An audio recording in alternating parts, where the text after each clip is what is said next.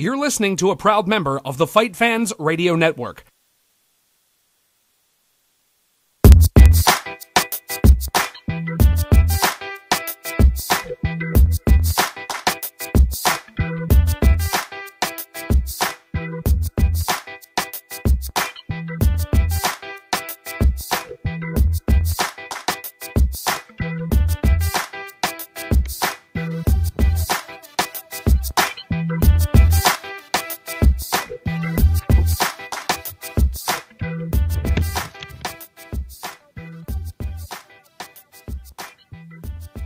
Welcome everybody to That Other Sports Show. We are live with FightFans Radio. How are y'all doing today? Hopefully you're doing well, enjoying yourselves. The weather where I am is beautiful, it's hot, and I've been freaking this shit all day. Everybody, I'm Jesse Thomas. Some people call me the doctor. I don't know what else anybody else calls me. I'm here, as always, with my boy, Mr. J. Valdez. Hey now, shout out to all my people in the East and in the West, up north and down south. We're about to crack this court open and get this started the same way we always do. The weather is hot as shit out here right now. And about 2 minutes ago, I was told by our brand new producer that I need to put a set of headphones on. Now, my ghetto ass has no headphones, so I literally ran inside, grabbed my old lady's earbuds, and I'm trying to rock these, and I'm fucking miserable. Sorry about the headphones, man. Thank you. You know what, though? Like I said, like I was talking to you earlier, one day we're going to be really rich off doing this shit. I can feel it in my bones. We're going to be rich shit. We're going to have, like, fucking professional mics. We're going to have that little boom stick that, like, you know, the actors use, you know, they get to talk into. It's going to be fucking sweet. Don't even worry about that. See, that's what I need right now. Instead of both of my hands occupied with these fucking earbuds and not able to hold my 32-ounce beer, I should have a boom mic over me to where I could just have free reign with my hands. I could literally just, like, start rubbing my balls, do whatever I want with my hands. But instead, I've got my hands on fucking earbuds. This is just good. I'm going to be bitching about this for pretty much an hour and a half. Nah, it's okay. Not to rub it in or anything, but our friends from across the pond MMA, Matt Simpson, The great Matt Simpson. He texted me today, and he's so hyped about doing their debut show on Sunday, by the way, at 1 p.m. Eastern. Little plug. Chill.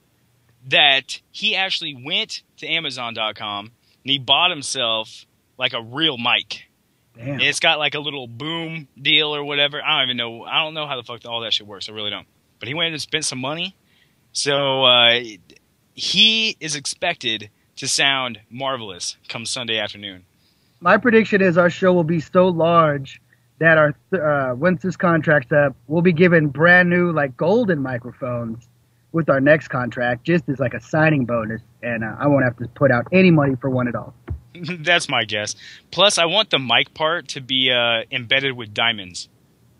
I mean, Oh, shit. Does that sound like I'm going too far with that, or does that sound... That sounds about right. Okay. That sounds about right. Sounds good. All right, well, everybody, we're going to kick off the show today. For those of you already listening, and hopefully some of you tuning in now, we're going to start off with a little remembrance to a great friend to the MMA community, Mr. Sean Tompkins. A trainer of many fighters, ranging from Sam Stout to Mark Hominick. He trained guys like Vitor Belfort. I mean, this guy's been everywhere, trained everyone, and has succeeded every place he's ever been. And yesterday was the 1-year anniversary of his most tragic death. And from That Other Sports Show and FightFans Radio, we just want to send out a message of remembrance to a very young man taken before his time, and we just want everybody to be brought to the attention of that there's been many members of the MMA community, whether fighters or whatever, that have gone before their time. Mr. Sean Tompkins touched a lot of lives in his 37 years here on Earth, and there's many people who probably even, especially yesterday and today and for much longer, will struggle with their loss of Sean, whether as a family member or a friend. And we just want you guys to please remember Sean Tompkins and the great things that he did. You know, the great thing about Sean Tompkins is what he's done has left a stamp on MMA, possibly forever.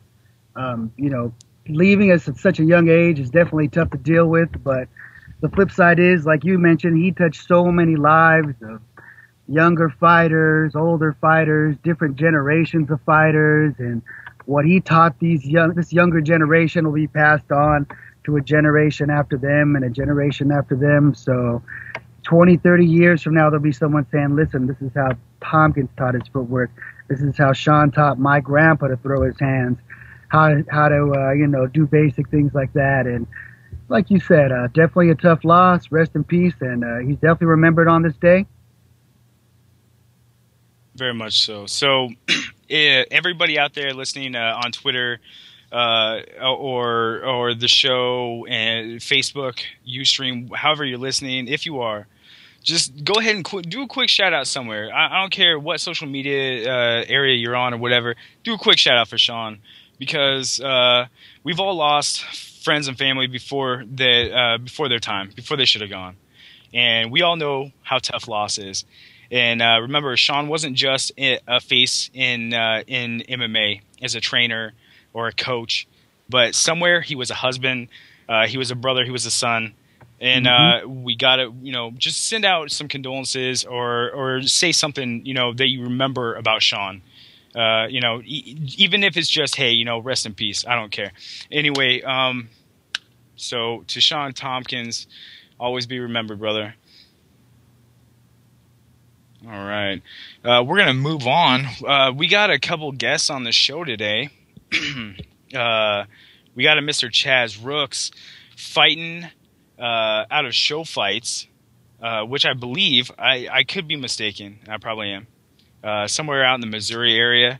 I know that they do a lot of those shows out in and around those towns. And Chaz is going to be, he's a middleweight contender, by the way. So he's not, you know, just a fighter. He's a contender for the SHOfight middleweight belt. And he's got a fight coming up, and we'll be having him on. And for those of you who listen to the That Other Sports Show podcast, you may remember, hopefully you remember, Mr. Chris W. Power. He will now be joining us on our show, That Other Sports Show. And he'll be on, and he'll talk and bullshit with us, and it'll be great. We'll have a good time. Chris has a lot of stuff to say. I've been texting with him the last few days, and he's pretty fired up for tonight's show. So I think it'll be really interesting, especially coming off the Chael P. son and stuff. If you didn't hear last show, Chris was really down on Chael going to 205. Jesse and I threw out about 5-6 potential names, and when it was all said and done, we thought that Chael would be beating majority of these guys, and here it is.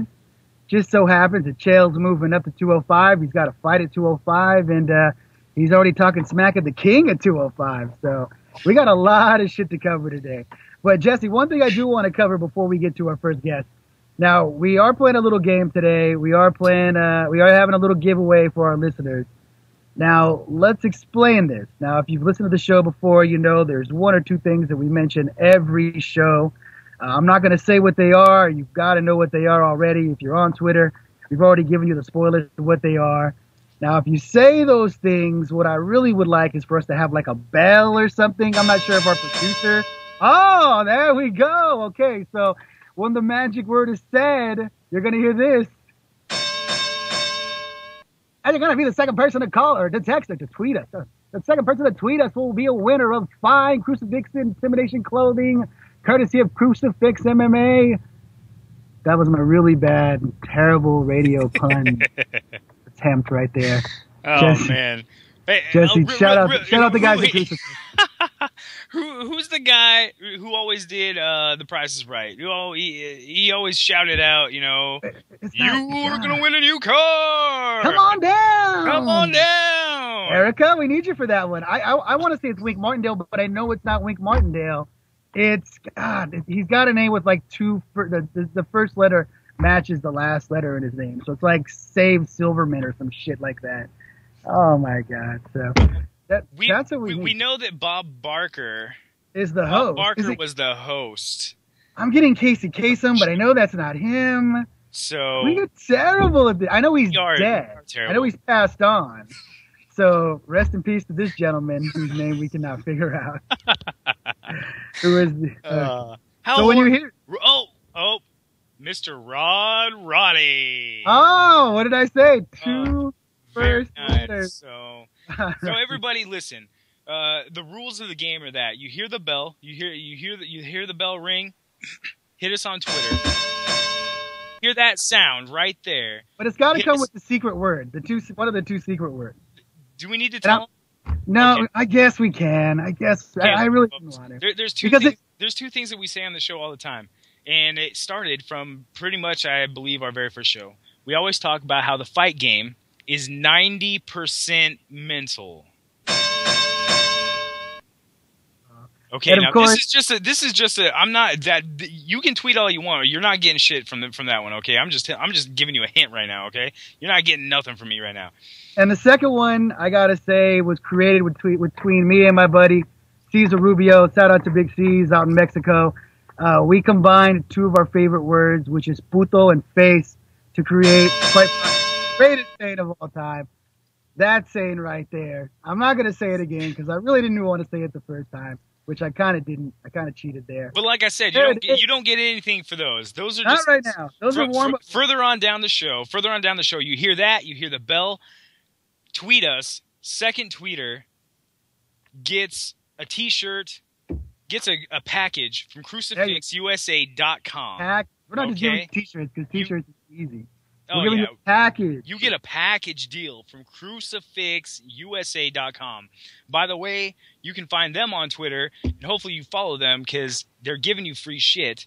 So follow them at CrucifixUSA on Twitter and tweet to Jay and I. I am JTT81 on Twitter, and then you got to know Jay is Valdez spelled backwards 559. Otherwise, it's ZEDLAV 559. Second tweeter. I'm pretty sure if you listen to the show, you're already following both of us, though. If not, you're severely screwing up. Severely. Hey, wait, don't. We got to give them credit because if they're not following us yet, there's a possibility. That means they're new listeners. New listeners. I like new listeners. So we'll go from there. All right, so folks. You get a pass. You guys get a pass. As we're awaiting our first guest, Mr. Chaz Rooks, who, by the way, this is his first ever radio interview, okay? So I'm not holding my breath for this kid to be on time. I actually was kind of hoping he'd be early, like real psyched out of his mind, like, I got to get on this fucking shit right now. But, yeah, you know what? He's so busy training, he's so dedicated to the SHOfight's title that he just completely spaced out our lame interview. But it's not lame. It would have put him over the top. We would have got him 1,000 Twitter followers. We would have taken rid of this, taken rid of this guy. We would have taken care of this kid. No, for sure. I mean, come on. I'm expecting him to call in, though. I've been talking to him. He was all psyched. He actually thought that this was going to be a live, like, person-to-person interview. And, Jay, get this. He was going to bring us beer. Oh, my fucking God. Right? This is fantastic. Why didn't you tell him it was and he could have showed up at my house? Tell him where I live. He's like, yeah, it's out in Fresno, California. Just fly yourself out there. Write it off as a tax write-off. Just go ahead and write that off. Tell SHOfight to send you out here, and then they could write it off as a tax expense. I know, right? Now, what would he have brought would be one of my first questions to this kid. Like, would he went high-end with us and went, I'm going to bring you some Guinness. I'm going to bring you, something high, top shelf beer, Newcastle. Or am I going to go, kind of cheaper with the mid-grade, get you a Corona, bring you, some Michelob Light? Or was he going to just go, fuck it, I'll bring you, an 18-pack of Bud Light or Natty Light or, I don't, everyone knows I love to drink Natty Light, so maybe he's going to bring us one of those. Now, I couldn't remember, and this is going to sound horrible because you and I have been, we've been talking forever and working together for a while now. I couldn't remember if you like Natty Light or Bush Light. I drink both during Do you? occasion, depending on the show. Okay. I've known to drink either one. It's honestly depending on how cheap my ass is being when I go to the store. If I want to spend $1.29 for a tall can or $1.39 for a tall can.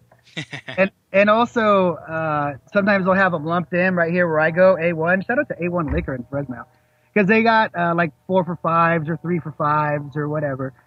Sometimes I grab those. Like today I went big. I went 3 for $5 and I bought three quarts. So by the time this ends, I will have digested or ingested 96 ounces of damn beer. Nice. He had mentioned, he asked what we liked. I said I believe that you were a Busch Light guy, and I said I'm poor. Bring me Coors Light because it's like it's Coors Light Coors Light is above what I'm drinking. You're drinking like middle to bottom here. Let's be real here. Let's be real here. I'm drinking water. Okay, but either way, the cool thing is the kid was going to buy us something and bring it to us. I had to break the news that unfortunately this isn't a live interview, and it's just going to be, it's live, but it's not. I'm not going to be sitting in front of him drinking his beer. If he's thinking, well, this isn't a live interview for me now, so the hell with these kids. I'm going to skip it and just do whatever, work out or eat carbs. Well, he tweeted early this morning and was he was real psyched about it. He was like, "Oh man, I can't." I want you to go right now. His literal tweet goes, "Hell yeah, baby! Been in the gym all morning, getting ready for my fight, get ready for training tonight, and then out for the interview." So hopefully he gets on soon because we got Mr. Chris Powers getting ready to come on here. Fired up, Chris. I can't. He's probably already hitting me on Twitter, hitting me on the text saying, "What the hell? This kid's out. Let me fill a slot." Well, you know what? If this kid wants to, then that's fine. But one way or the other, we're gonna be talking some shit here. What other things? What other MMA stuff are we gonna talk about though? We definitely want to recap UFC 150. We could talk about that a little, in depth because I watched that entire card. We can talk about the news of the week. There is a little bit of news of the week. You can't have a week without talking about Chael on this damn show. It seems like as much shit as we give the guy, we talk about him more than any fighter in the world. So, we also got to discuss the week that's coming up. They got the big Strikeforce event coming down the pipe with Ronda Rousey versus Kaufman. I actually love this fight. I love this fight. And to be honest with you, I'm not really too familiar with the undercard. And you know whose fault that is? That isn't mine, because I work hard and I'm busy doing all types of shit, keeping you guys entertained on this show and Twitter. Showtime's screwing up by not keeping me in the loop and constantly letting me know who's fighting. When they had their heavyweight tournament, they were a lot better at keeping me informed with the ads, with stuff like that, running promos during the Showtime boxing. I'm not seeing a lot of that. So whoever's behind the Show Sports handle, step your game up, man. Step your advertising game up. Step your marketing game up in general, because I ain't seeing no ads for this. And if Rousey's one of the biggest fighters you guys got, either promote her over the top, which I guess they have. I don't want to discredit them for not doing that. But also let us know that somebody else is fighting on the card. I mean, this has become like boxing. You got one fight that you're paying to see and everything else, don't even bother tuning in or, use it for fucking filler while you're bullshitting with your buddies. I mean, could you please tell me who's fighting on that card, Jesse? Because I got no fucking clue. And I think there was 1 or 2 fights that I actually liked on the card. Man, you know what? I have no idea. I'll be honest with you right now. Should we ask I'm going to be straight up honest with you. Since the NFL preseason has started, I have been slacking on my MMA watching and knowledge in general. I've been trying to keep up with all the news. I mean, you got Chad Johnson now, no longer Ocho Cinco. Headbutting his wife of 1 week. Like they were married to literally 1 week. He headbutts her. I mean, what causes you to headbutt a person in the first place? I mean, I can think of a few reasons, but they're pretty damn bad. And he headbutts his wife. He gets kicked off the Dolphins team just like that. Now he's out looking for a job. You got the Hard Knocks with the Dolphins on HBO. All that craziness going on. I've been keeping up with NFL preseason like mad crazy. Plus, terrible. I'm gonna bring a producer. Erica, where you at? I'm right here. What's Call up? her out. Erica, Ladies and gentlemen, Erica. I need to air this out with you, young lady. I need to air this out with you right now. Okay, hold on a second. We're having a couple of problems with the phone calls here. Just so people know, if you're trying to call in, having a couple of problems here where it will not let me add your call to our little discussion here. So give me a second and call us back again. But go ahead, guys. I'm sorry. Okay, there you go. Everybody, Chaz, if you're trying to call in, hold up, dude. Hold up. Call back in just a couple minutes. Erica.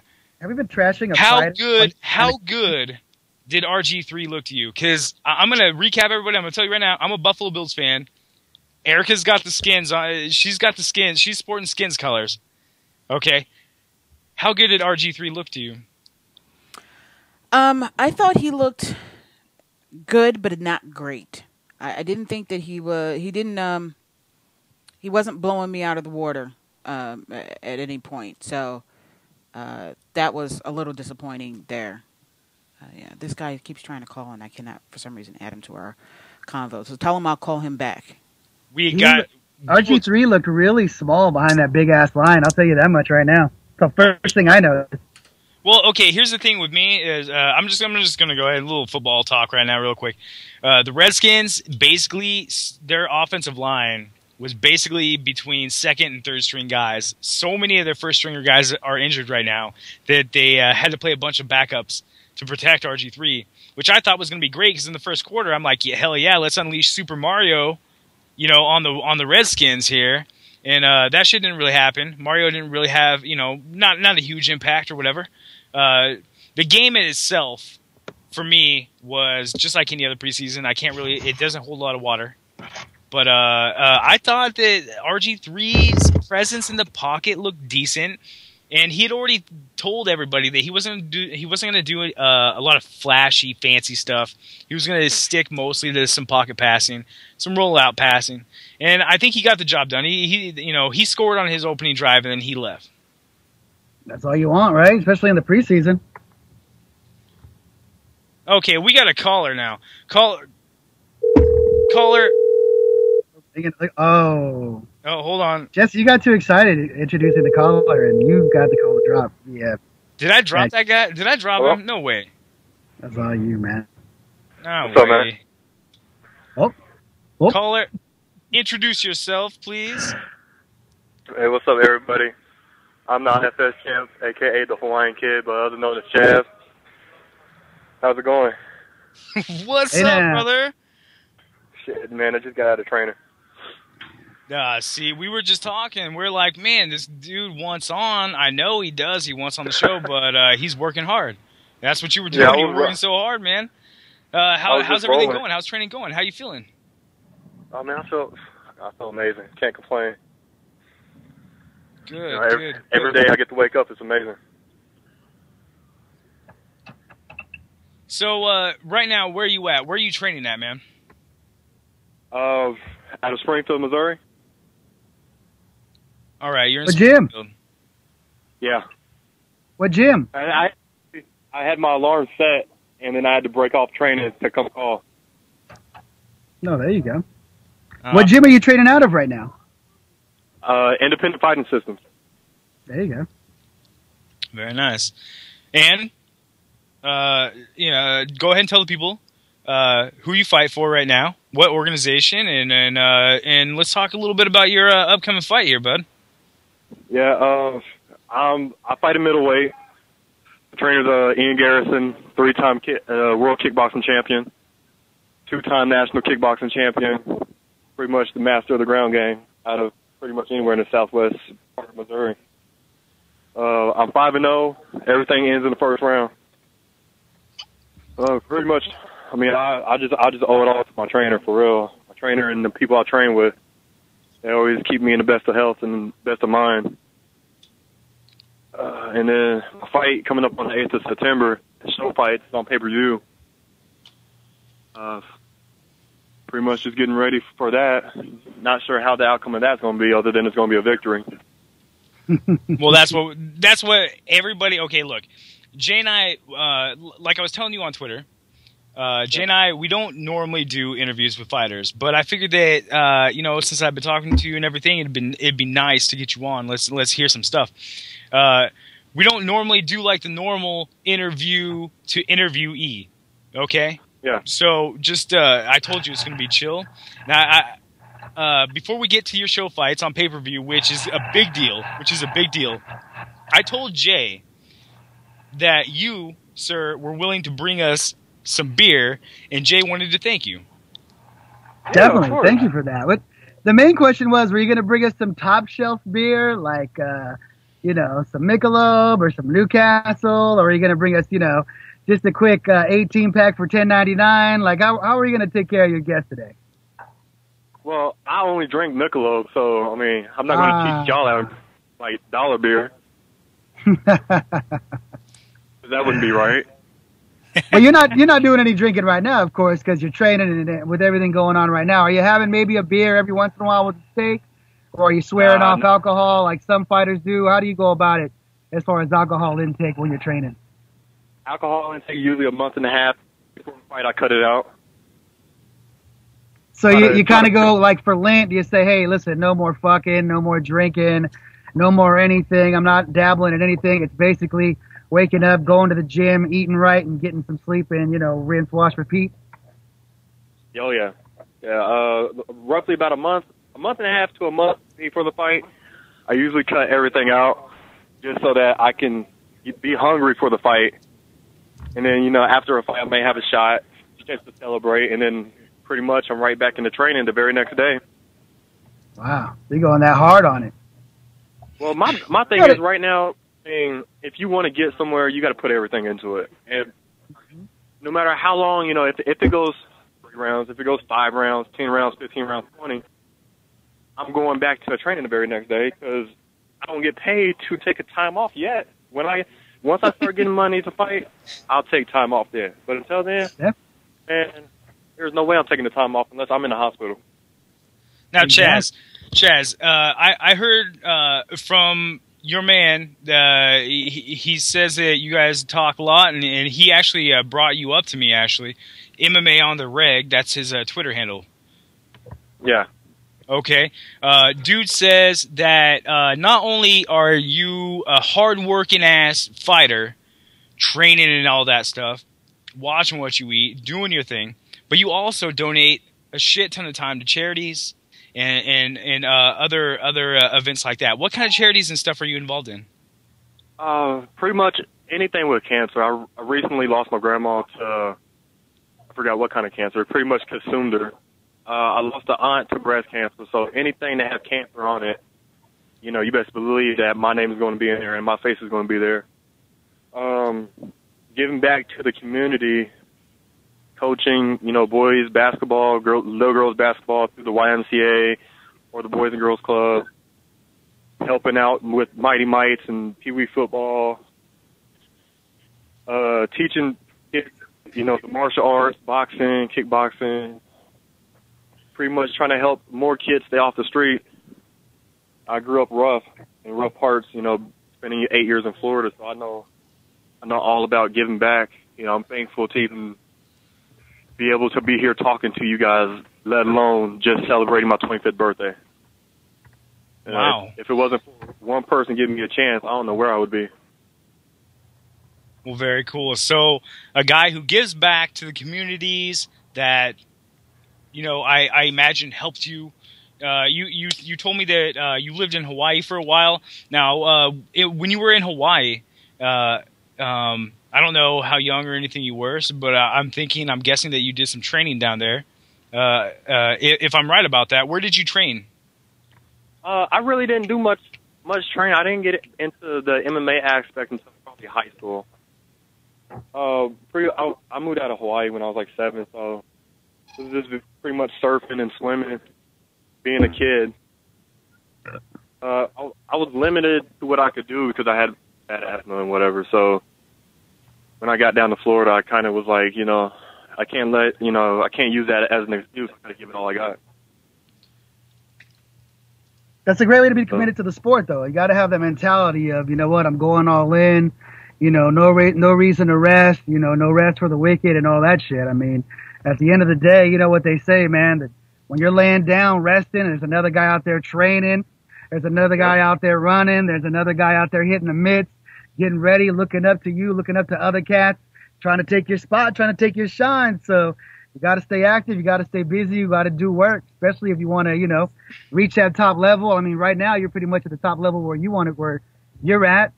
Talk a little bit about your opponent. Let us know about the guy you're fighting. And like you said, you're feeling confident with the win. You're gonna get it somehow. What round do you see it coming in? Hopefully I can win another one in the first round. I don't know too much about him. That's kind of the reason why I win so much, because my trainer has this philosophy that as an amateur rookie, you don't look up your opponent. You train for your fight, don't train for the fighter. Because as an amateur, you set to fight somebody, anything can happen on any given day. So why train for a boxer if you're going to turn around and face a wrestler? Mm-hmm.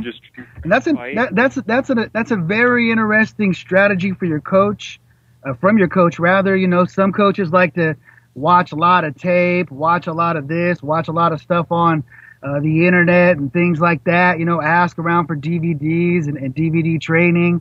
But, it's a very good point that your coach makes is you got to train for yourself before you train for anybody else. And you got to be ready for anything, whether it does, end up being on the ground, ends up standing. And I'm sure, just being in the fight game, you could be training for a cat for 2 months. And then a week before the fight, he pulls out and somebody else pulls in. And you went from getting ready to fight a southpaw striker to a conventional grappler. That's the crazy thing about this sport. I actually had that happen to me about 2 months ago. Talk a little bit about that. I had a guy who was set up to fight me, and there was a weight class difference. He was dropping weight to 160 and backed out at the last minute. And then I ended up having to fight somebody else. And then I ended up beating him in 90 seconds. So, it was cool. I wasn't worried about it. So apparently that training for the fight, for you at least, is working really damn well. Because you're getting the wins, and here you are, a SHOfight, and it's a pay-per-view event. One thing I wanted to know from you real quick is this pay-per-view, brother. This means money. This means a bunch of stuff, at least a SHOfight, which means this is giving them a ton of credibility in as far as their MMA organization goes. Not that they don't have any, because they do. But I'm just saying, pay-per-view for any organization is huge. Does that put any kind of nerves on you? Any kind of pressure? No, it has no pressure. I mean, I went through high school in Florida, so playing against guys who are in the NBA and in the NFL, playing in front of 15,000, 20,000 people. Yeah, it's a pay-per-view. It's a different aspect, but at the same time, I ain't working hard for a month, 2 months to prepare just to go in and get stage fright. Very nice. That's a great way to think about it. Well, hey, man, real quick, I also heard a rumor that now this is just rumor, I'm not sure, I wanted to bring it up with you, but did you in fact play for an indoor football league? Yes, I did. Look at mama right now. I played 2 seasons with Springfield Wolfpack. Springfield Wolfpack. What position did you play? I played wide receiver, cornerback, safety, defensive end. Wow, so they had you all over the field. Huh? They had you all over the field. All over. There was times when I was playing the whole entire game, teams, offense and defense. Wow. Now here's an interesting question. You've played both basketball and football, correct? Yes, in high school. Basketball, football, and wrestling. Okay. So now let's talk about today's modern athletes. Who do you think, or what do you think body style of the sport, what do you think transcends or translates to mixed martial arts better? Do you think a guy like LeBron James would make a better mixed martial artist? Or do you think a guy more like a Braylon Edwards or a Calvin Johnson or, a devastating linebacker like Patrick Willis? Do you think those guys would cross over into mixed martial arts a lot better? Who do you think? Which sport? Well, I like that question. My trainer actually just informed that Herschel Walker has made the jump to MMA. But if I had to say, I mean, given everything that I've seen, I think LeBron James would have the best chance at converting over, given his size and just his work ethic. Mm-hmm. I mean, LeBron might just be one of those freaks to where if he wanted to play baseball, he could have been Ken Griffey. If he wanted to play football, he could have been, Jerry Rice. If he wanted to fight, he could have been. I mean, he might just be a freak like that. But do you think mostly like a basketball player's build, like let's even say a Kobe Bryant or Allen Iverson was a high school quarterback. Do you think that the mold, the body of an NBA, let's say guard / forward, would be a better type body for fighting as opposed to, let's say, a middle linebacker with a lot of speed, or a big wide receiver, even a Larry Fitzgerald type cat? It's that's good. Given LeBron James might be the only basketball player who can make that jump, but if you're talking about your typical run-of-the-mill basketball players and then your football players, it will be your middle linebackers, given they have to be the most explosive person because they only got 3 seconds to get from where they are to the quarterback. And that's where a lot of your victories come from, is just the explosive speed. Brock Lesnar showed that, he would just run right across the cage and clear the cage in probably like 2 seconds. And then he's there beating somebody's face in. So, it's all about your dedication, but sheer explosiveness. Well, you know what? I think over time, and we've already seen a little bit of it. You already mentioned Chaz. You mentioned Herschel Walker, and of course Brock Lesnar.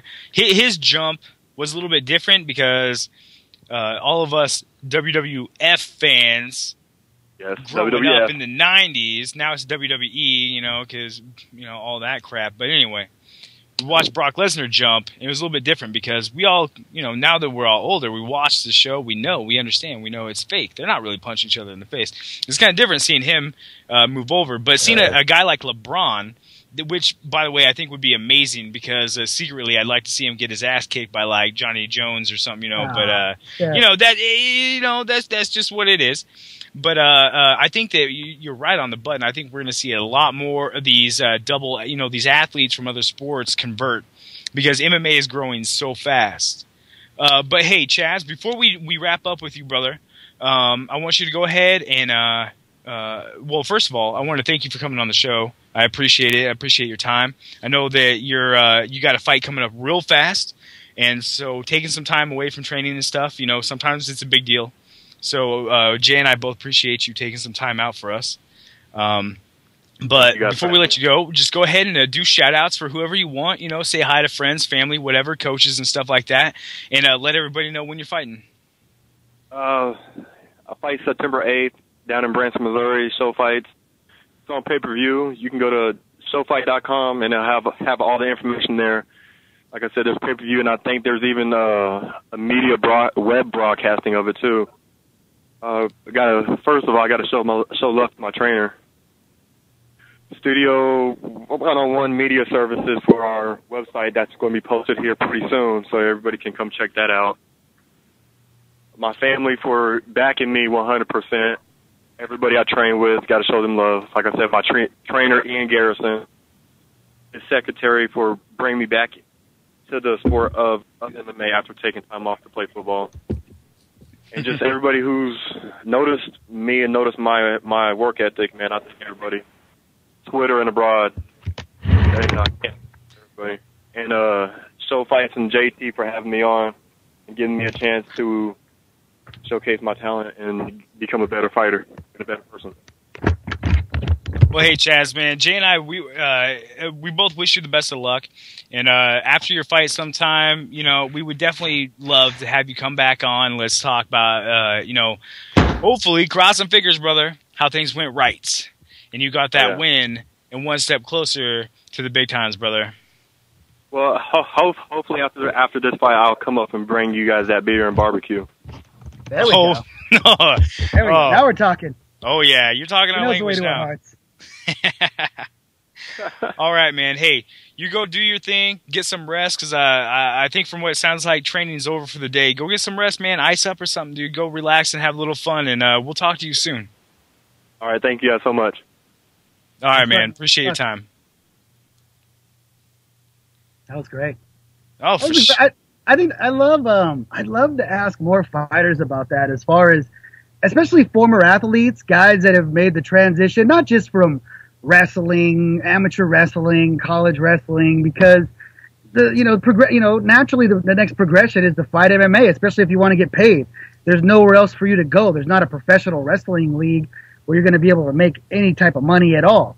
Naturally, all these wrestlers you're seeing now are going and training directly into MMA. We've seen it the last 4-6 years. I wouldn't be surprised if we see our next, group of Olympians end up becoming guys that wrestle, in smaller organizations and build their names up and their reps up and get up to, to reputable levels, depending on the gyms and shit they train with. But that was a great interview, man. That was great to have him on. Oh, SHOfight.com, right? Go to SHOfight.com. Go to SHOfight.com, and they got the poster up for the fight. It's coming up September 8th in Branson Central Theater in Branson, Missouri. Chaz is going to be taking on Mr. Matt Parsons. And Matt Parsons is, forgive me, Matt, I don't know who you are, buddy, but apparently you're the POTC champion, middleweight champion. So Chaz is stepping up to the big times, but what's his Twitter handle? Chaz, you can find Chaz at IFS Champ on Twitter, IFS Champ on Twitter. Are we making a smooth transition to our next guest, or? I believe we are. You are. I believe we're doing it. Chris, what's up, brother? Uh-oh. Are we there already? Hey, what's going on, guys? Hey, now. Your big day. This is your big day. It is a big day. It's a big day. Congratulations to y'all. Yeah. You know what? Chris is lucky because he gets to be there when we make the announcement of what's about to happen to the show. And now he's on the first show now that we've transitioned over. So you're a lucky man. I hope you know. We're gonna take you places, man. Yeah, we're doing a lot more of these roundtable type things, Chris, where we have 1 or 2 guests on at one time, especially in this slot. And I mean, I think you're perfect for this slot. I love to have Chris here, if not every other week, every third week. I mean, Chris just fucking brings it. Chris is just fantastic with his information, fantastic with his takes. Can I say anything else nice about you, or should I just blow you right now, Chris? I'm also very good looking and successful in my career, also outside of mixed martial arts podcasting, and but I think otherwise that covers it. Yeah. All you do is win. So Chris is kind of like Charlie Sheen, but better. But sans the years and years of cocaine addiction and abuse. And, the toll taken to his face. Yeah. Well, but I mean, he did parlay that to some pretty big fame in a Chael Sonnen-esque manner. So I see what you did there. I see what you did there. Start already. So, Chris, should we get into news, topics, stuff that's happened this week? Should we review 150? Which one do you want to do? Or should we talk about Strikeforce? How do you want to start? Let's take a look back first. Let's talk about 150, because I haven't had a chance to have a good conversation with anybody about that decision. I've seen a lot of people say that the fight was boring and they thought people were dancing around. I've seen a lot of people talk about Frankie won this fight again, or at least Snooki said that on Twitter. So that's pretty important stuff right there. So I wanted to hear what you guys thought. She goes a long way. So, I mean, if there's anyone's mixed martial arts opinion that I respect in the world, it's like Snooki 1, Randy Couture 2. It's like that, and Chris 3. That's how it goes. Snooki 1, there we go. Randy Couture 2, and then Chris 3. Very flattered to even be in that conversation with those two big illustrious names. But, right? you mix well with them. Like, it's like, if I was going to be stranded on a boat with 3 guys, at least I can fuck one of them at least. And that's so I watched the fight. I'm trying to remember how I scored it. I gave it to Edgar. I think I went round 1, Benson, round 2, Edgar, round 3, Edgar. I think I went round 3 or 4, Edgar. Shit, I'm already forgetting. Look at this. Here's some fucking Miller highlights kicking in, guys. I know it, and I definitely gave Edgar the 5th round. I had a Benson at 3 or 4. I had Benson with 3 or 4. I'm with you, buddy. They were all razor thin rounds. I don't have any complaints as far as the actual scoring of the fight, because I can easily see a judge seeing it 4-1 Edgar. I can easily see another judge seeing it 3-2 one way, and I can easily see a third judge seeing it 3-2 the other way. There was no real, to me, highway robbery or someone got fucking burned. I don't see it like that. I think when you have razor thin rounds, you can't be upset with the decision. No, I mean, that's where all the cliches come from, right? Don't leave it in the hands of the judges. You gotta, I'm with you in thinking that it was even in the 5th, going into the 5th, and I'm thinking both guys need to go out there and try to kill the other dude, especially Frankie Edgar. After the heartbreak that he went through, I mean, it was obvious. He's standing in the ring at the beginning of the fight. I mean, he's a pretty mild-mannered, kind of mellow guy, and you could see just anger and pain on his face. He ran to the ring. He ran to the fucking ring. I haven't seen Frankie Edgar look like that before, and I've never heard him in an interview sound as fired up or whatever. And I'm thinking, going to that 5th round, Frankie's going to just run across the cage at this guy and just, wavy his arms around. I thought I was expecting something hectic, and they turned the volume up a little bit, but that wasn't the. And I do agree with you that he won the round, but I also think that there is a little bit of bias sometimes where judges, and we see this in boxing, I think, a bit, where judges will score damage. Like when someone looks like they're getting beat up, it's hard sometimes to set aside, your technical knowledge and really score the fight properly. And it just looked like Benson was knocking him around at times. And I think Frankie was outscoring him, but he was getting beat up a little bit. And I think that's what ultimately cost him the fight. Now, we had this same issue with their first fight, though. Obviously, Benson... he left the cage pretty much unscathed, whereas Frankie, a little puffy under the eye, had some blood running down his face, looked bad for a little while. But a lot of people said that, just what you said, Chris, that it looked worse than what it actually was. So, is there some way to solve this, or is this just like one of those puzzles that's going to be a mystery for for the rest of life? So, between that, between the damage and Joe Rogan and the crowd, I think was behind Benson. I mean, I can see that's how it's going to get swayed in a tight card, or in a tight scorecard. But when it comes to the actual judging, it's impossible to take away small shit like that. You know what I mean? It's not like they're hearing Joe Rogan. They're not looking at the numbers. They're not seeing a punch stat, a harder strike stat. The judges aren't seeing any of that. They're looking at the fight. They're scoring around, and then they keep it moving. I agree with Chris. It's probably easier for judges to score damage, and when a guy starts leaking, it's probably not going to stop. Especially if you keep getting touched there, even if it's a little bit. It's still going to keep leaking. Your black eye isn't going to get any better during a fight. It's just going to get worse. So it's a lot easier to score that stuff. But at the end of the day, I think when you look at their first fight, it was easier for me to give it to Henderson. I thought his rounds were more decisive.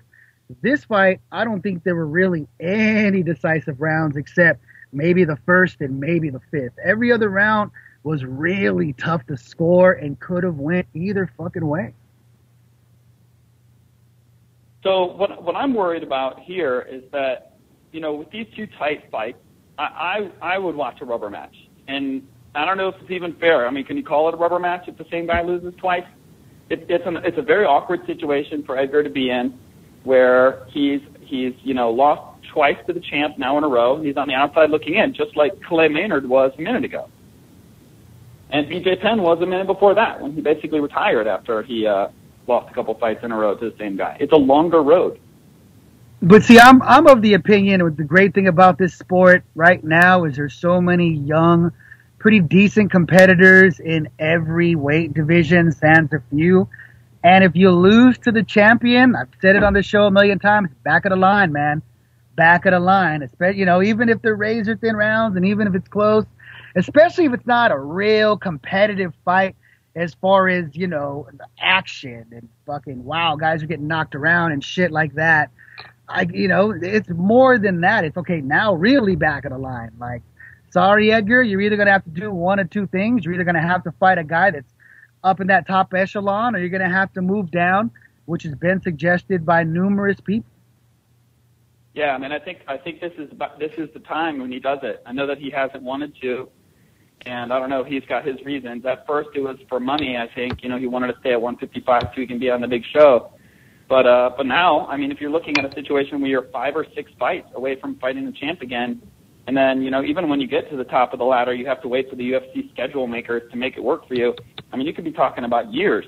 He's 3.5 years or something from a title fight again. I can't, if I was his manager, I would be like, well, time to try 145 out, because at least, you're probably closer to a title fight even then, 145 than you are at 155 at this point. I read a rumor today that Frankie was interested in going to 135. Do you think he could do that, Chris? What do you think about him getting to 135 or 145 just because we want to see someone give Aldo issues? I mean, I would rather see that. I want to see that Aldo fight first. I don't know what it is that these wrestlers can do that. I'm a pretty lean guy, and I just can't imagine, these dudes are not carrying any fat around, and Frankie's not a big, bulky, muscular guy. I can't even imagine what he's going to look like at 35. He's going to look like a skeleton standing at the weigh-in. But I'm sure at some point in college and undergrad he was down at that size. I don't have that information, even though I'm a Pennsylvanian. I guess I should know a little bit about Clarion. I don't know. What's wrong with you? School. What's wrong with you? I'm sorry, I let you guys down again. Chris, I'm telling you, Chris, just like the fight game, the making weight game, we all know what it is. It's 90% mental. That's what it is. I'm waiting for it. I don't hear the bell. Where the hell's the bell? Can't see. We don't have the bell. Where's the producer? He's failing us. Ding. Took like 20 seconds for that bell. 90% mental. Ding. The way this game is 90% mental. Ding. Oh. Just give us your take. It's the first show. It's the first show, right? Everyone's working out the kinks. We're getting the phone calls worked out. We're getting the sounders worked out. Thank you, Chris. Thank you for being the only level-headed person here. So I'm allowed to lose my mind at my producer 53 minutes into our first show.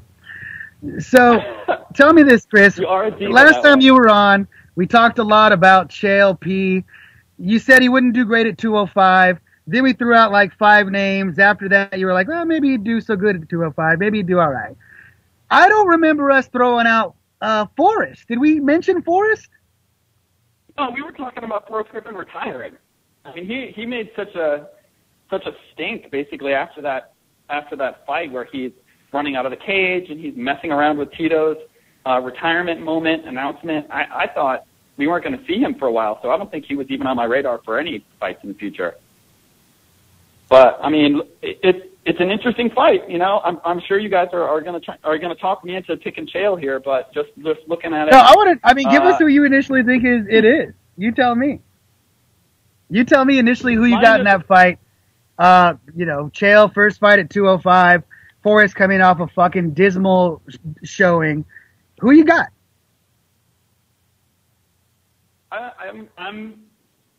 at the beginning of this conversation, I'm going to say Forrest Griffin, and I think it's good pod. So let's go ahead. I'll say Forrest Griffin. Forrest Griffin is going to sprawl and brawl win. I don't like how Chael is a baby when he gets hit. So I think Forrest has always had a good time landing punches, even on fights that he lost. So I think coming in this fight, he's going to put some damage on Chael, and he's a huge 205er. So I think he'll go in there with 225 pounds plus a whole bunch of chest hair, and Chael's going to have trouble with him. The extra chest hair puts him at like 228. Jesse, who you got in that fight? Oh, man. You know what? I'm going to probably not blow you guys away by this, but I'm going to say Chael P. Sonnen wrestle fucks Forrest Griffin for the decision win, and then he moves on. Jay, you go ahead. Jay, you give us who you think will win that fight. And then I gotta be flat out fucking honest with you. I'm torn. I'm fucking torn. I'm like Chris. I'm initially leaning towards Forrest because, like he said, he's a huge 205er. Fucking huge 205er. But we all know Chael's gonna bulk up. He's going to be able to go into the stash and use his fucking little bit of stash that only certain guys are allowed to use. So he'll be able to get up to probably 220, 225, a good bulk muscle. And I do believe that Forrest has decent hands, throws a good straight right hand, straight punches give Chael issues. His sprawling brawl's pretty good, but is it at the level of a Chael P? Shit, I don't know. That's a tough one. I'm gonna lean Forrest, but I'll probably change my mind 15 times between now and the actual fight. But right now, I'm gonna lean Forrest. Right now, but shit, let me tell you, that's a. I think Chael is gonna charm you, Jay. I know you. I've known you for a lot of years. He charms the fucking pants off of me. Let me tell you, this guy. He's gonna woo you with his Twitter hijinks, and you know what this fucker does is he DMs me. I don't know if I told you this. Here's the story. So I said last week on he was doing the Fuse play-by-play after UFC 150, and I said on Twitter, I said it just like this. I wish I could retweet it. I said, and I mentioned his Twitter follow. I said, Sonnen in or whatever it is. This guy is the fucking new Jesse the Body Ventura. He's so good at just stirring shit. And he fucking direct messages me back. One word. Fact. That's all it said. Fact. That was my message from Chael P. was fact. So well, you're lucky. Believes. You're lucky then, Jay, because I also had a little run-in. And it was a friendly run-in with Mr. Sonnen. I was just tweeting some random shit about, how he talks a lot. And I believe me and some other person were in a little Twitter conversation about whether or not it's good for the sport, bad for the sport, good for him, bad for him. And he had actually gotten a hold of me on Twitter. And you're very lucky for one thing. I asked him if he would follow me so we could DM a little bit like information, maybe set up an interview or something. He just said, no, I don't do that. So I don't know why he's not showing love for a fellow Oregonian, but yeah, I hold no grudges. Okay. Well, the move is, when you use the direct message option on Twitter, you can't retweet it to 100 million people and say, look at what this asshole just told me. So it's a smart move, him using the direct message. Because he doesn't have to worry about people retweeting it. But little does he forget that people have fucking cameras and can just take a picture or a screenshot and go, look at what fucking Chael P just messaged me back. But exactly. But I'm gonna be on the show. He actually asked me though. He asked me who I was, and I told him. And I told him what I do. He asked me where I do interviews from, and I told him the podcast I was doing interviews from. And he said, "You're from Oregon?" And I said, "Yeah, I'm from Oregon." He's like, "How come I've never met you?" And I said, "Because you've never asked." Oh, he's charming your pants off. I know, right? I mean, at that point in time, I was pretty much, who cares about champagne? He was wooing you. I was like, who cares about champagne? You guys are very flirtatious I'm gonna strap in the belt buckle right now, both buddy. of you. What'd you say, Chris? I said you guys are both very flirtatious with him. I didn't know. I didn't know any of this was going on. You're not the only one we're little bit flirtatious jealous, with, man. a We little get a bit little booze in us. We're just with every guy walking down the street. Exactly. We don't know anything. Look, not just any guy, okay? You gotta have some sort of knowledge, you know. You gotta bring something to the table. You gotta look a certain way. I mean, come on. Apparently, you can just show up and bring Jason Michelob, and he'll step out on his old lady. Not for Michelob. I refuse to believe Jay would step out for Michelob. I'm a high dollar whore. Maybe some fucking Heineken or something, maybe. I'm a high class, high dollar type guy that needs to be wined and dined. You're not taking me to the Outback. Chael, you're not taking me to the Outback, baby. We're going somewhere nice. I need lobster and the shrimp. So, Chris, we got to get to our next guest. It's a shorter interview. We're probably going to do 10 minutes with Jeremy. Do you want to stick around for that? Because I would fucking love to keep you. Do you got like another half hour, or do you got shit to do? No problem. I'll stick around. Okay, cool. If you got questions for Jeremy, let us know. We've got a few minutes before we get Jeremy on. Am I right, super producer? Can we pull this off and do 4 lines, super producer? I don't know if the super producer's busy booking right now, I think. So. Jesse, can we do 4 lines? Okay, look, what I'm hearing from our super producer is that Skype is acting up right now, so I'm not sure if we can keep both on the line. Jesus, I don't want to. Can we call you back, Chris? Yeah, no problem. Yeah, it's so unprofessional. We should be able to keep Chris on the line at the same time. This is supposed to be a big-time operation. Already we're dropping phone calls. Already I'm still holding these goddamn earbuds in my ear. I'm feeling like a jerk off. My ears are going to be hurting tomorrow at work. Okay, Chris. Erica, just for the record, you don't hear Jesse and I complaining. Okay, Erica? Jesse and I being complete gentlemen about this. Jay's being a little bit of a diva. When you replace me with Chris, I'll remember. Remember me, Erica, darling, remember me when we renegotiate things, okay? Just remember who's being good about it and who's not. And by the way, I'm pointing air fingers towards Jay. So. Hey guys, let me try something real quick. Let me see if I can. I might be able to pull something out my ass since Jay wants to give me a hard time. Hold on. Thank you. Thank you. Hey, listen, I could have spent like another 45 minutes bitching about me jamming this earbud in my ear. Like, do any of you guys wear earbuds? Or like, seriously, these earbuds are the fucking worst. Like, maybe I'm a kid from the 80s, but I just want big headphones. Like, I need like the Beats by Dre's, but the minis. You know what I'm saying? I need those old CD Walkman headphones that were, you know, just nice enough to go around your ears and have the cushioning. These are HTC headphones. I got no cushion. It's like I got some big it's like headphones. rough plastic I got on my some big fucking headphones ears. like that have the sound canceling switch on the side, Jay. And you can pull a power move where you're sitting there and you just give someone a dirty look and then click the sound canceling switch. Like, I'm not even trying to hear your ass anymore, and just hit the switch in your headphones. Is it really? Right there. Yeah, dude, I'm telling you, this is hurting my ears so much. Oh, by the way, did you guys get a winner on that? Because I think I got a winner on that. On the shirt. Jay, who do you have as our winner for the first giveaway? Let's go ahead and announce it. All right, Jennifer 32082, Miss Jennifer Bustle, you are the winner of our crucifix package. Congratulations. You have done it. You are the winner. You are the winner, Miss Jennifer Bustle, Jennifer32082 on Twitter.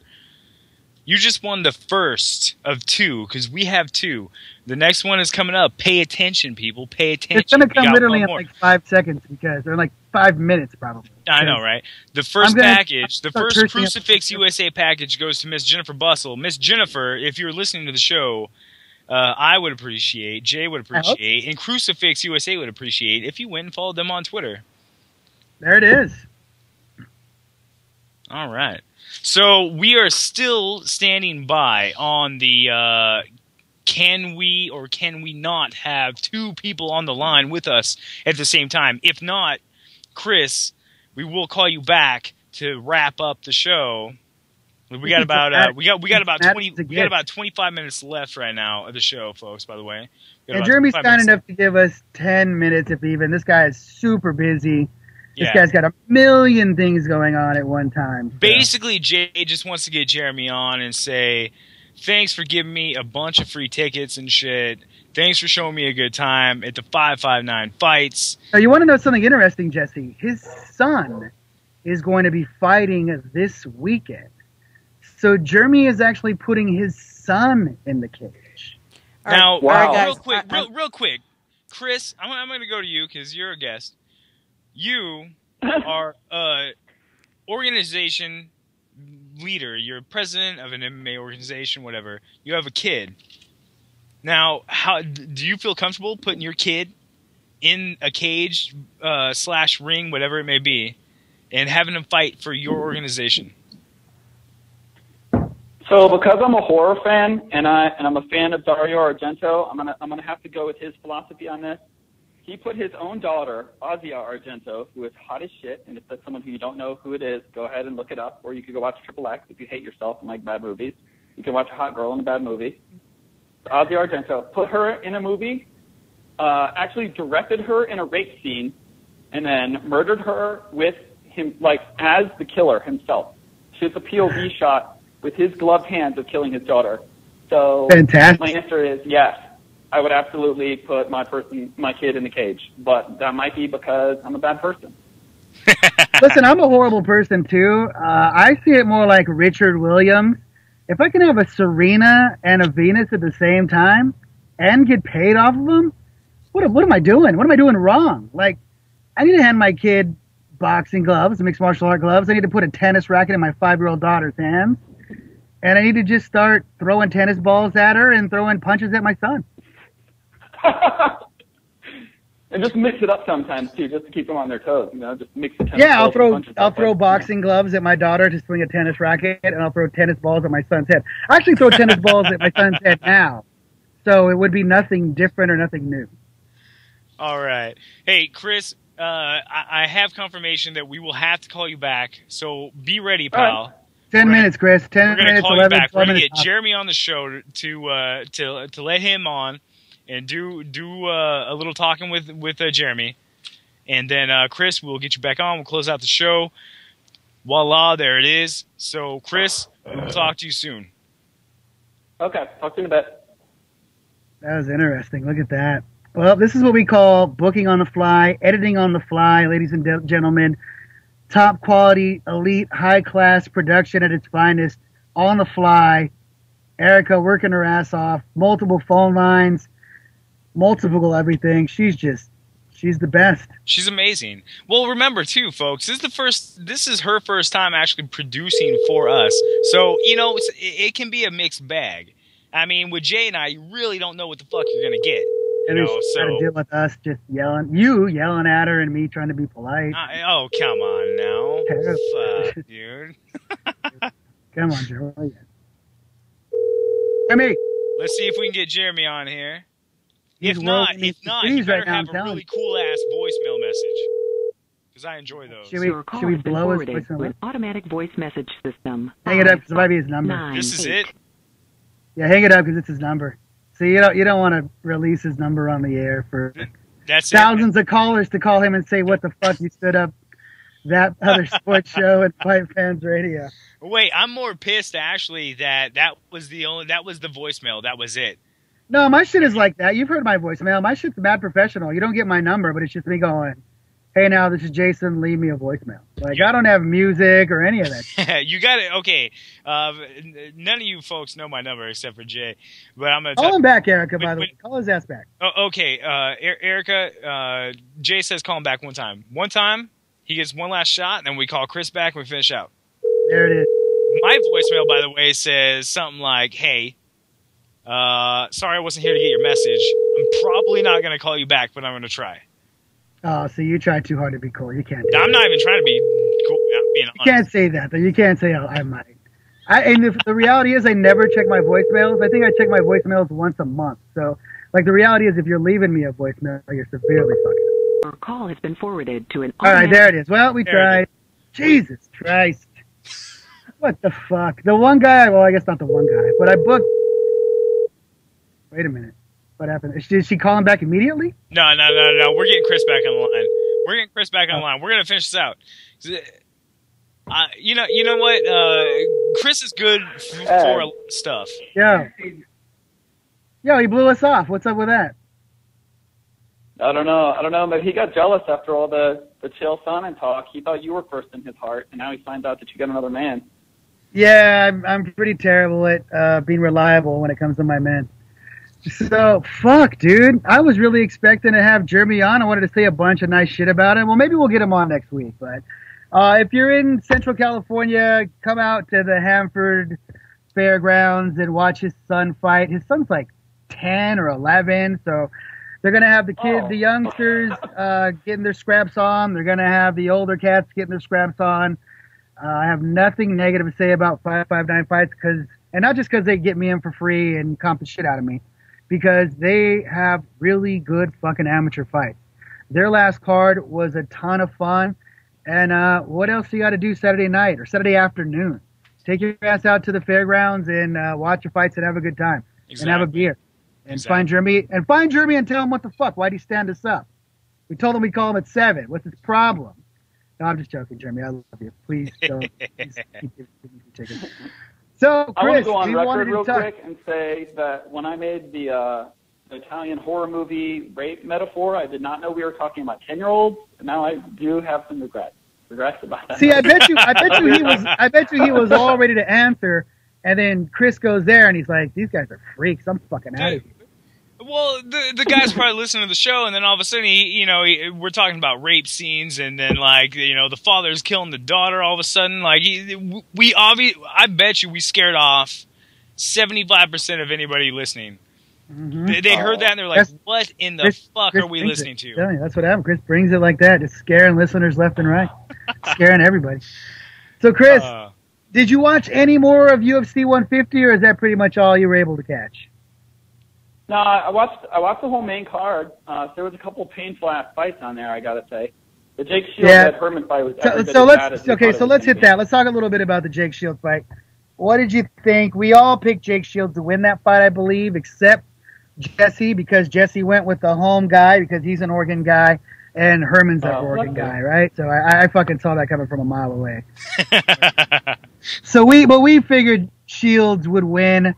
You had a decision. I had a submission. I was clearly wrong. Give me your take on that fight.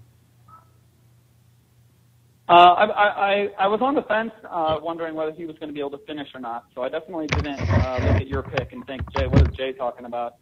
But I was really impressed at how Ed Herman used his Oregon-driven strength to hold off Jake, even though Jake was in dominant position a lot. I assume that's based on some wood chopping and stuff you guys have going on out there. Jesse, is that true? We do chop a lot of wood. There's a fuckload of trees out here. So what are you gonna do with them? You gotta chop them down. That Ed Herman, he fought like a real puto face that night. Did you guys notice that? Was he? No, everyone's sitting around waiting for a bell that's not coming. And I said puto face. I think I said it clearly. I don't think I slurred it, but I said puto face. Jesse, did you hear me say puto face? I heard you say puto face. Oh, Bam! What do you know? There we go. Ding. What do you know? All right, so I agree with you, Chris. I expected more out of Shields. He just grapple fucked him. He didn't do it. I was not impressed with his performance, to quote a great philosopher. And I'm not really interested in any fights with him at 185. I mean, is there any fight you really want to see him in? No. I mean, I think this is a particularly bad matchup. I'm not a really big Jake Shields fan. I'm not going to act like I want to see him fight everybody. But I mean, it would be interesting to match him with somebody who's an obvious jiu-jitsu guy, just to see how that goes. I mean, Damian Maia comes to mind right away. You put him against the striker, you know what you're going to get. You put him against a big wrestler like Ed Herman, you know what you're going to get. So you're not allowed to go around here. Hey, get out of here. Go inside now. Hey, go inside now. That right there is real life. That's real life talk right there, baby. Right? I'm telling you. That was some solid parenting right there. I like that. That's all. That's like as good as parenting as I'm gonna get right now. It's just my kid refusing to listen and me just fucking snapping. Just a drunk old man in the yard wearing earbuds, just yelling at I have no somebody. shirt on. I'm in the backyard. I'm drinking a quart. I'm yelling at my children. Like, I'm just gonna put my hand down my pants and complete the Al Bundy cycle. So. You know, the real fucked up thing is I told my fiance, hey, I'm going to be in the backyard doing a podcast. It's kind of a big deal. If you could keep the kids inside, I'd really appreciate it. I guess that ended an hour and 15 in. So I don't think there's really any fights there for Jake Shields that wow me or impress me or I don't know. Is it just an ordeal now where we just go, let's put Jake Shields in a fight where he gets destroyed just because we want to see him beat, just because we want to see him out of here? I say we put him in a fight with Pilares and just, I mean... Oh, there we go. You know, let's see. You know, Chris, you mentioned like you know, put him in a grappler fight. You know, like Damian Maia, but you know, why not Pilares? You know, I think that with Damian Maia's like whole sense of new striking ability, you know, whatever he thinks that he has as far as the striking ability, I think that you know, you put him in with a real straight up grappler, and let's see who really is the best fucking grappler, you know, in that division. Jake Shields against Ed Herman, he did exactly what I kind of feared would happen. He would just basically control the ground game. I had hoped, and I was really glad to see that Ed Herman was strong enough and skilled enough to not get submitted. He was in a couple bad positions, but I was really hoping that he'd be able to keep it standing a lot longer. It all went the way that Jake Shields and his camp, you know, had it planned. Take Ed to the ground and just roll around with the guy and win points that way, and you know, and look impressive enough that way to win the fight. Which is depressing for me because I think Ed Herman is a lot more explosive in several different ways than Jake Shields is. But like I said earlier, I was kind of afraid that's the way the fight was going to end, and it did. And I said it on Twitter, and I'll say it on here. I dislike Jake Shields, and that's as far as I go with that. I mean, it's disappointing though. It's disappointing that a guy could train with Chuck Liddell in the pit back in the day, that a guy can train with Nick Diaz and Gilbert Melendez and Nate Diaz and all these great strikers, and he's been training for fucking 13 years, and he still throws pity-pat jabs, pity-pat straight right hands. There's nothing behind it. Guys just absolutely do not respect his stand-up. I mean, it's fucking unfortunate. You know, I mean, it's the same thing I was talking about with Damian Maia. I mean, the guy's he's a sensational guy when it hits the mat, but his stand-up just never improves, and it doesn't matter who he's fucking training with. If we happened to see a fight between Jake Shields and Damian Maia, I would suggest that Dana White allows them to fight with pillows. You know, because we then might see someone get knocked down from a strike. So let's make that fight a pillow Why the hate fight. on Damian Maia? Why are you hating on happens. Damian Maia like that? Isn't Maia at 170 now, though? Like, that'd be like... I think that's just an easy fight to set up just off the top of the head. Like, okay, do Maia Shield just because it's two great grapplers. But I think Maia's 170 now, right? Well, I think they're also both great slappers, though. So that's where that comes from. I would like to see the slap fight, but instead of so many slaps, let's throw pillows in, you know, and build up the entertainment value. I think a little bit. All right, so Erica or Jesse, can one of you please bring up the Strikeforce main card, and we could start at the bottom. Let's give our predictions, winner and what round. Well, Jesse, you want to bring it up, or should we have super producer Erica bring it up? We got it going right now, but just let everybody know we're coming up on our last 10 minutes of the show. So we're going to do this. We're going to let Chris go, and then we're going to end the show strong like we always do. And, yeah. Are we allowed to go over or no? Because I think now we are actually on a time limit, Jay. I know, right? We are on a time limit. I still got like a whole beer here. This is terrible. I haven't even got up to go get my next beer. I've had 3. I desperately think that I need the 4th, but You are truly fucking up, my friend. I know. Okay, look, we got the fight card coming up right here. We got Rousey versus Kaufman as the main event. We got Jacare versus Derek Brunson. We have Tarek Safadine versus Roger Bowling, which is a really interesting fight, by the way. Definitely a really interesting fight. And we got my man from Colorado. I've interviewed this guy like 3 different times. He's fantastic on the mic. Mr. Lumumba Sayers taking on Anthony Smith. Oof. I have no idea who Anthony Smith is. I don't either. That's a tough one. Yeah. We got Vince St. Preux, who a couple years ago was supposed to be like Strikeforce's like legit 205 contender. I have yet to see him even sniff a title shot. He's taking on a guy named TJ Cook. Now, if you're supposed to be the legit 205 and you're taking on some dude named TJ Cook, who they don't even have a picture for this guy. So I don't know where Vince St. Preux is going. And then we got to talk about Misha. We got to talk about Misha. I'm very bitter Tate as she takes on Julie Kedzie, which actually is very interesting. She's not even on the main card. Is she? No, is that on the main card? She is not. She's not on the main card at all. Actually, not on the main card. I just wanted to. Okay, so Chris, let's start off with let's start off with Vince St. Preux versus TJ Cook.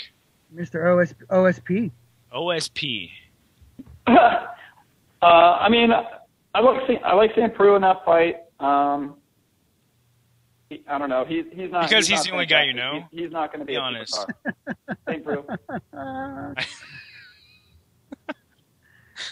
Who wins that fight and how? Jess or Chris? St. Preux. I think it could be a TKO. Let's say TKO round 1. Quick one. A quickie. I'm going to go with OSP as well. TJ Cook fought a few times in Strikeforce. Mainly a stand-up striker type guy from what I'm seeing with his record. I'm going with OSP. I still like OSP. I think he was terribly outmatched in his last fight, but he fought somebody really good if memory doesn't haunt me much. I'm going to go... he fought Mousasi last fight, for fuck's sakes. Yeah. I'm going OSP, ground and pound. His ground game is really, really good. First round, ground and pound. Jesse, who you got? You know what? I think I remember watching TJ Cook fight in a Strikeforce undercard somewhere. Not an overly impressive guy. Definitely one of those semi-young up-and-comers, possibly kind of fighters. Vince St. Preux is basically just going to overwhelm him with his strength and speed. He's a true athlete. Don't get me wrong when I'm talking about Vince St. Preux. OSP is a true athlete. He will handle his business. I can definitely I'm going to call it a first-round TKO myself. Next fight? Next fight, we got Mr. Lumumba Sayers versus Anthony Smith. This is on the main card? No way. Yes. I'm looking at the main card. I'm not seeing the same fight you are. Holy smokes. Okay, who you got in that fight, Jesse? We'll let you start that one. You know what? I got Lumumba. Just, Lumumba's gotten better since his days back fighting for organizations, promotions in Colorado. And he's definitely with the right training camps now, and he's got the right state of mind. Dude's 34 years old, so, he's definitely got to hit his stride somewhere. And I think he had that big. I don't know if anybody remembers Antoine Britt, but Britt was supposed to be a big name also. And Lumumba actually got a huge first round KO in his last fight, Strikeforce Challengers 20, back last year in November. It was a huge win for Lumumba. I think he's gonna definitely move and impress more this time around. I'm gonna look for a first round knockout. I'm gonna call first round knockout. All right. We're running short on time, so I'm going Smith, more experience. He'll win a decision. Chris, who you got? I got Lumumba. I actually think he's the better grappler than Smith. I'm seeing a grappling match here, and I'm going to pick him to win a decision. Okay, Roger Bowling, Tarek Safadine. I love this fight. Jesse, who you got? You know what? I hate to go. This fight's crazy for me because I think Roger Bowling is he's straight up thug. Like, this guy has everything that you look for in a fighter. But then again, Tarek Safadine trains with Team Quest. And Team Quest obviously has ties here in Oregon, and I have this big, huge problem with trying to pick local guys. I think Roger's gonna out-grapple him and just out-muscle Tarek, and I think that's the way it's gonna be. I think Bowling by unanimous decision. I am going the opposite way. I'm going to take Safadine. This is a fucking pick'em fight, and I love this fight. Fireworks fight. I don't think it goes to a decision. I think both guys got tremendous pop in their glove, and I'm going to go Safadine knockout round 2. Chris, what you got? I like Safadine a lot. Actually, I was impressed in his fight with Scott Smith. I thought he looked really clean, and he mixed up strikes, which I really like in MMA. People don't just headhunt. If they throw in some body shots and knees and elbows and everything in there with their kickboxing. So I like him, but I didn't see a lot of power, so I'm going to disagree with you on that, and I'm going to pick him to win a decision. There it is. Next fight, we got Ronaldo Souza versus Derek Brunson. Guys? I'm going to take Souza. This is another really interesting fight. Brunson's a young hog. I know he's got a lot of, pretty solid amount of hype behind him.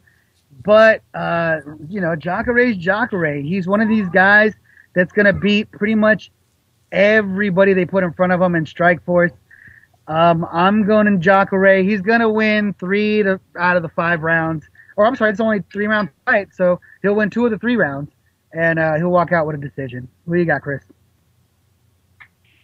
I got Jacare. I love Jacare. I was actually just watching some old random Jacare Abu Dhabi fights recently when I was trying to watch judo on the Olympics and got frustrated with that. So I'm going to pick him, and I'm going to pick him to win by choke, let's say round 2.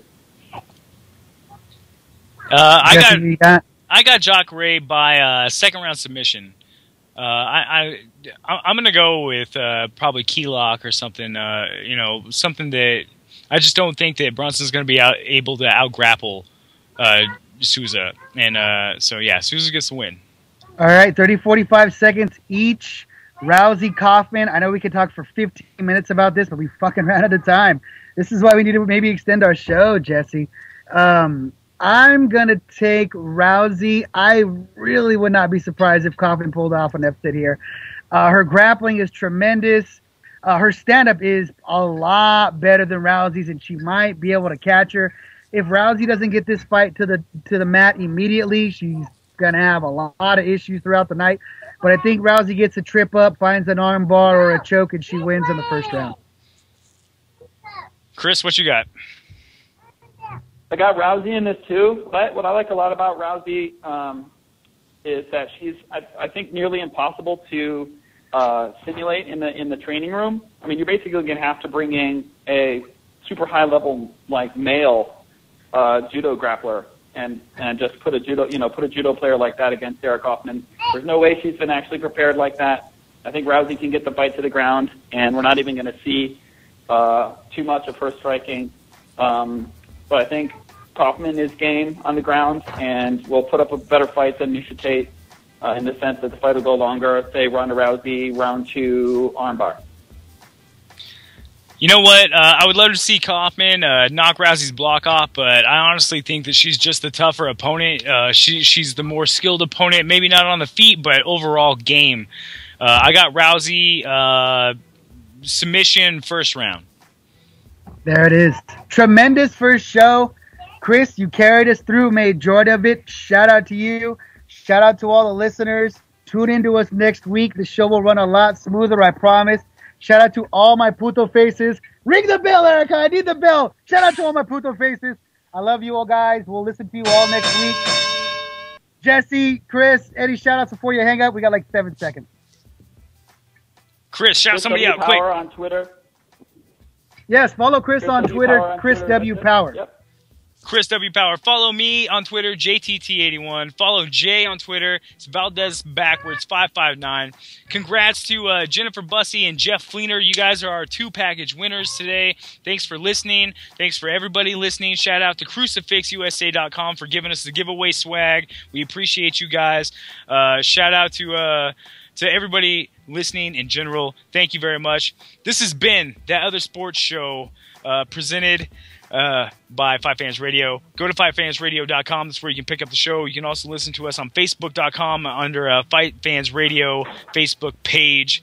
Thank you, and good night. Good night now. Night, y'all.